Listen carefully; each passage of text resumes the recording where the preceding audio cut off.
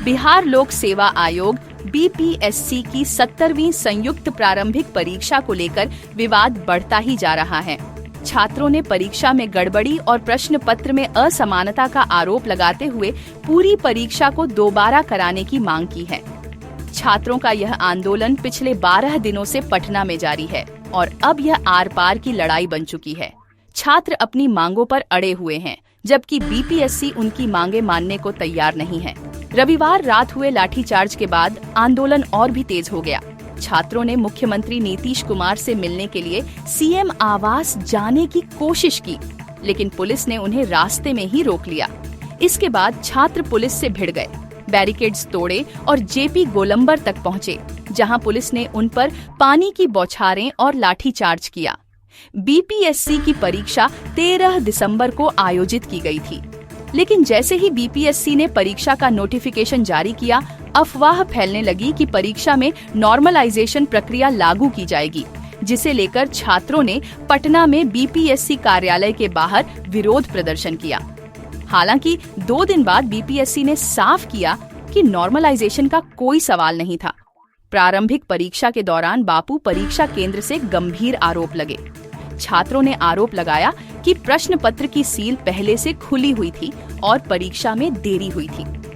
हंगामे के बाद पटना डीएम मौके पर पहुंचे और कहा कि पेपर के वितरण में देरी होने के कारण अभ्यर्थियों को अतिरिक्त समय दिया गया।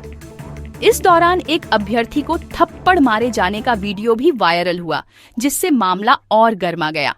पुलिस ने इस मामले में एफआईआर दर्ज कर ली है। इसके बाद बीपीएससी ने बापू परीक्षा केंद्र की परीक्षा 4 जनवरी 2025 को फिर से आयोजित करने का ऐलान किया और सभी प्रभावित छात्रों को नया एडमिट कार्ड जारी किया।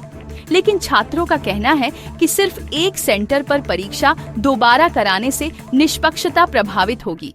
वे पूरी परीक्षा को फिर से कराने की मांग कर रहे हैं, क्योंकि अन्य केंद्रों पर भी अनियमितताओं के आरोप हैं, जैसे कि सीसीटीवी कैमरों का न चलना और कोचिंग संस्थानों के मॉडल पेपर से मेल खाते सवाल। बीपीएससी ने इन सभी आरोपों को निराधार बताया है और कहा कि अगर परीक्षा आसान थी तो कट ऑफ बढ़ेगी, जिससे किसी को चिंता करने की आवश्यकता नहीं है। वहीं विपक्षी दलों के नेता और छात्र संगठनों ने आंदोलन को और तेज कर दिया है। लाठीचार्ज के खिलाफ एआईएसआ और अन्य संगठनों ने बिहार बंद का आह्वान किया है। वहीं बीपीएससी के सचिव सत्य प्रकाश शर्मा ने इस विवाद पर अपनी प्रतिक्रिया देते हुए कहा कि परीक्षा में 912 केंद्रों में से 911 केंद्रों पर कोई गड़बड़ी नहीं पाई गई। एक केंद्र पर दोबारा परीक्षा कराई जाएगी और पूरे परीक्षा को रद्द करने का कोई सवाल नहीं है। राजनीतिक दृष्टिकोण से यह आंदोलन और भी तूल पकड़ चुका है। विपक्षी दलों, खासकर राजद के नेता तेजस्वी यादव ने मुख्यमंत्री नीतीश कुमार पर हमला बोला, उन्हें रिटायर्ड अधिकारियों के जरिए राज्य चलाने का आरोप लगाया और छात्र विरोधी लाठीचार्ज की निंदा की। तेजस्वी ने यह भी आरोप लगाया कि बीजेपी की बी टीम ने इस आंदोलन को गांधी मैदान में ले जाने की कोशिश की और छात्रों को गुमराह किया।